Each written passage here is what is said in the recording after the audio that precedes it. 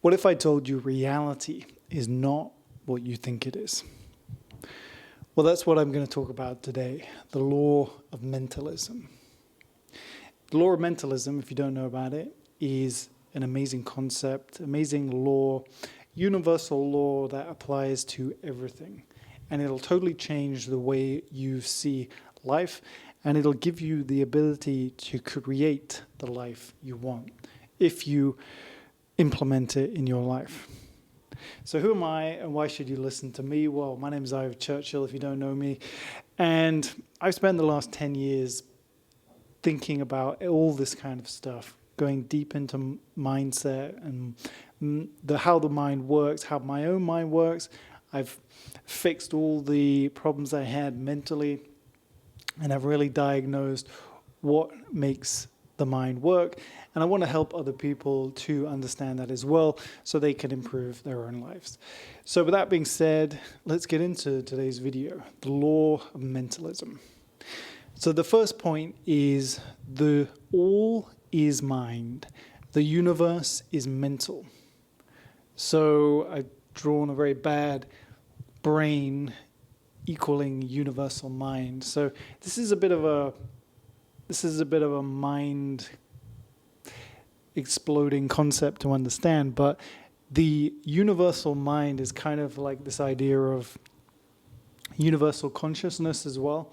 So think of like all the minds in the world connected to the universal mind, maybe universal consciousness, and all our minds are just generating consciousness as part of this giant consciousness universe creation. It's a bit of a strange concept to understand, but if you think about the mind as just part of a universal mind, then you think about the universe as just mental, because we are creating the universe in our minds.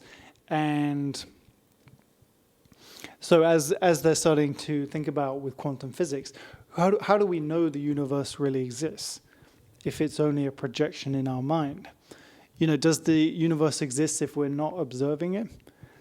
That's something that they are questioning through quantum physics. So mentalism, the first law of Hermeticism, which Hermeticism comes from like really ancient times, the Egyptians, and then it was sort of transferred through the Greeks and lots of different eras in history, but it's really an ancient knowledge. And now with quantum physics, we're starting to see that the ancient wisdom is actually based in physics, which is quite crazy to think. But so if this concept is true, that everything starts in the mind and the universe is mental, well then reality is in our mind. So reality can be controlled in our mind.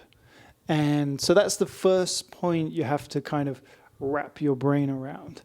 And it takes a bit of really thinking about it to kind of digest it and think, wow, that's pretty crazy idea. But once you accept it, it's pretty profound what you can do with it.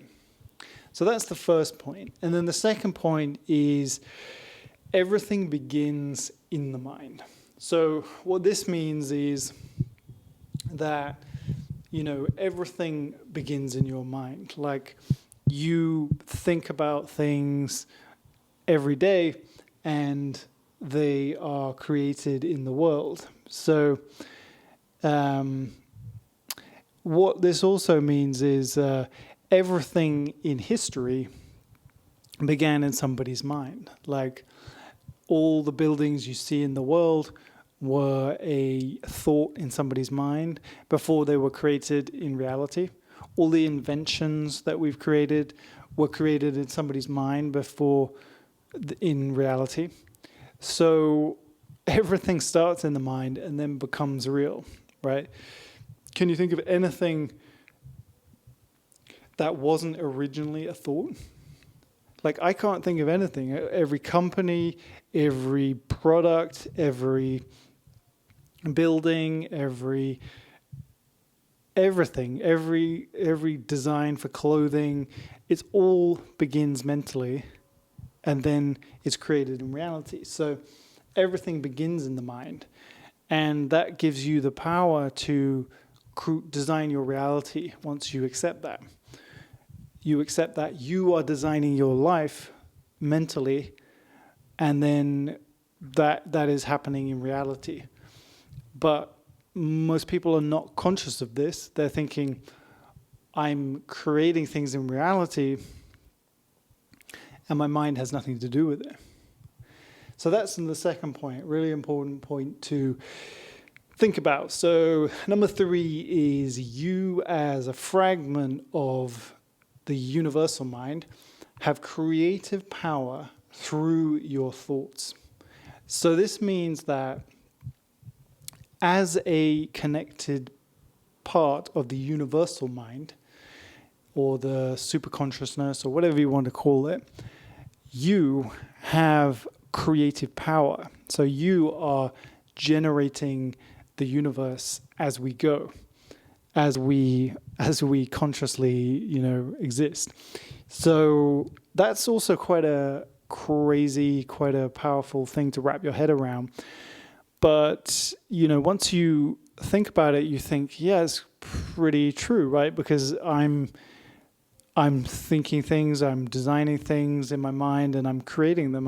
I'm shaping reality. I'm shaping the universe as we go, as we live our lives. And so this means you have creative power through your thoughts. So your thoughts are super powerful. They give you this creative power that you should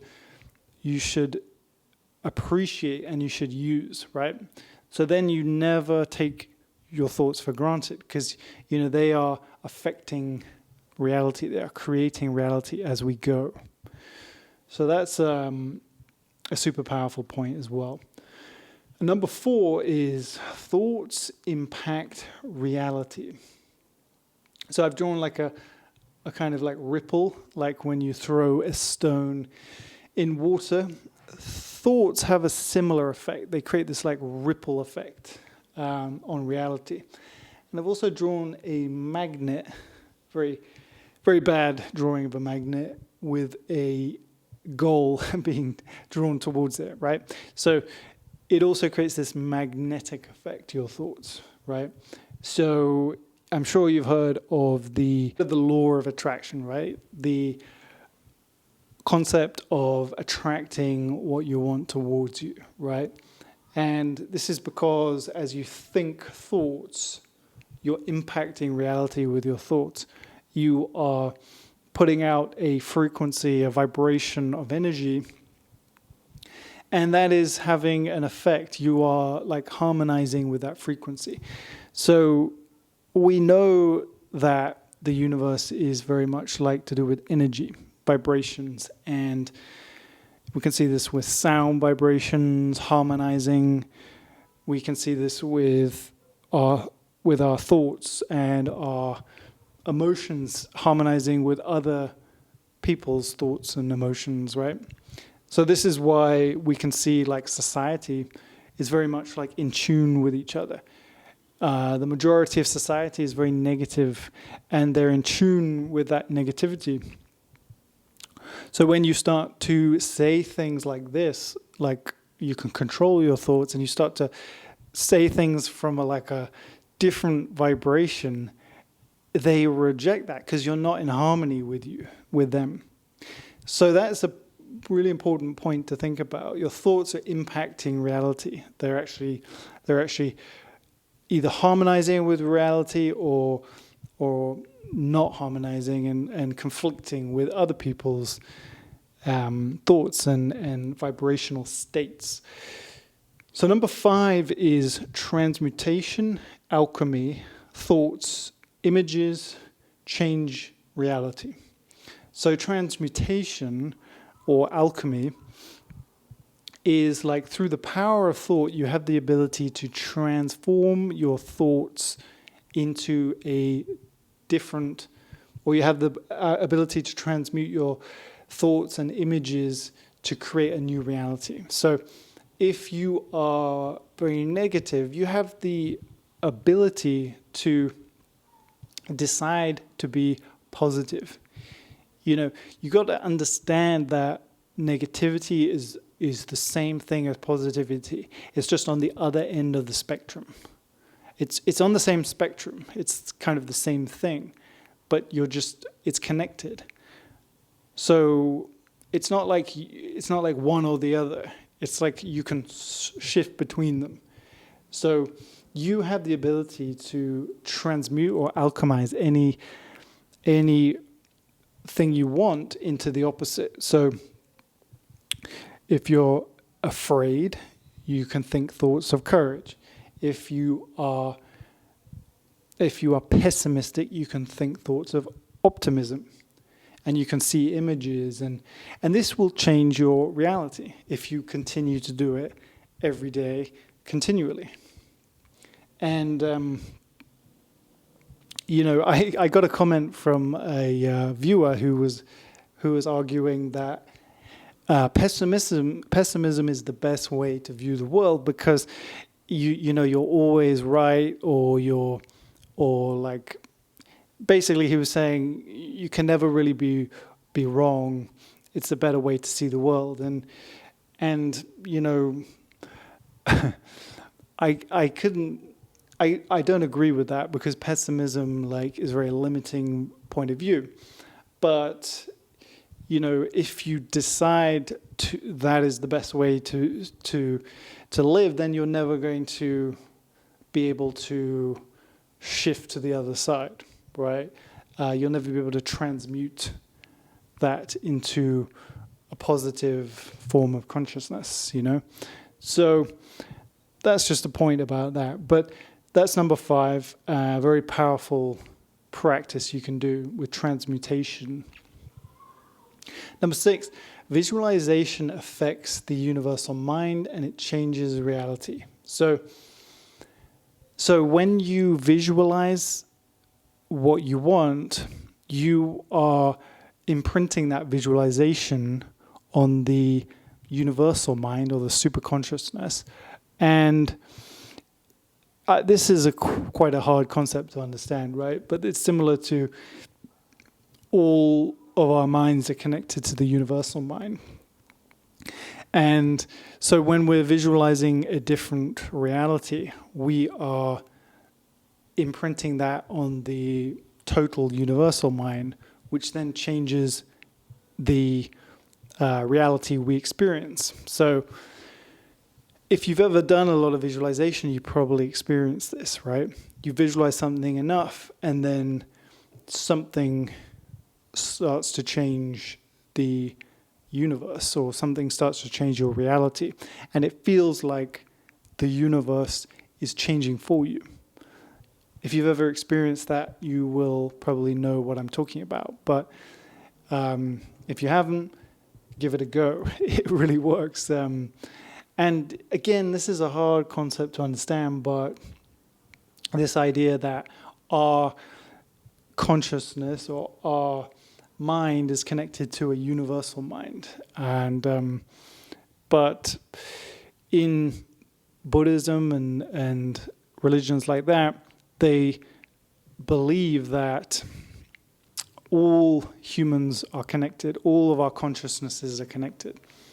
So the highest level of Buddhism is like being one with everyone. And so that's the kind of enlightenment. So that is an interesting concept, and whether you believe it or not, it is a powerful concept. So number 7, mental constructs limit. So what this means is, and I drew a brain kind of in prison, because the mind is self-limited. It's like if you have limits, it is created by mental constructs. And you can break those limits by changing your beliefs, changing your mental constructs. And so that's what is holding people back. Their reality is limited by mental constructs. It's like we live in a prison of our minds based on our mental constructs. So once you understand that, you can understand that you can break out of this prison and you can create whatever reality you want. Number 8 is the universal mind alignment with truth, love, higher consciousness gives great power and flow.